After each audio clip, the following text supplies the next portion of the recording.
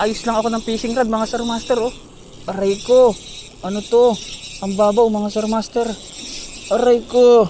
Mga Sir Master, ang babaw. Sana huwag maanok. Aray ko. Ano to? Nag-aayos ako ng fishing rod mga Sir Master. Kasi bumuhol.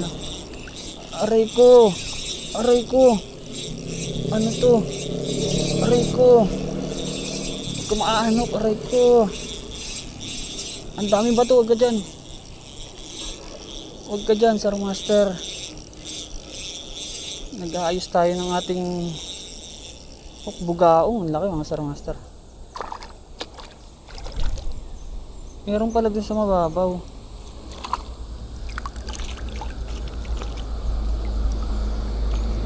Oh, malapit na makawala mga Sir Master. Ang lakas kasi. Ay, makakawala na. Dapat kanang kamay mga Sir Master. Oh, kunting-kunti na lang.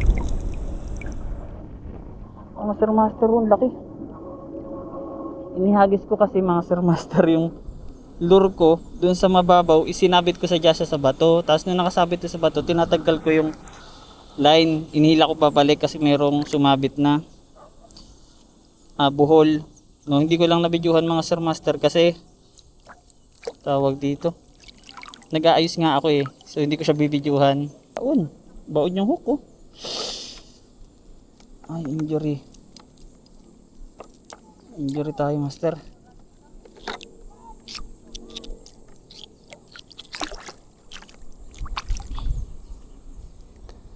Ay, sakit mga Sir Master oh. Sugat ako, dalawa sa dito, saka dito, tinamaan ng hook.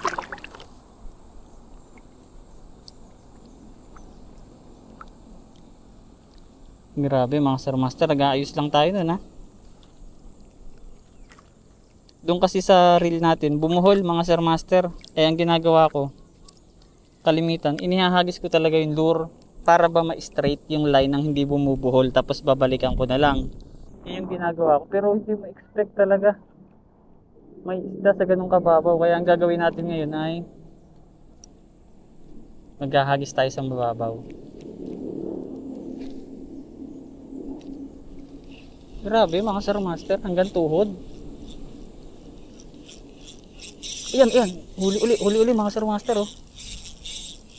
Huli ulit mga Sir Master, nandun nga lang sila sa mababaw. Kaso to baka sumabit. Bugaong din. Bugaong din mga Sir Master, kaso baka sumabit kasi. Pag sumabit to, mapapatid to. Nasa mababaw Sir Master. Yan oh.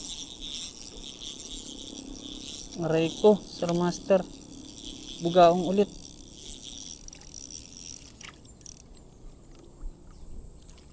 Yan oh. Sugat na naman tayo nito. Nagpapaliwanag pa lang ako sa inyo kung bakit ko nahuli yung bugaong eh.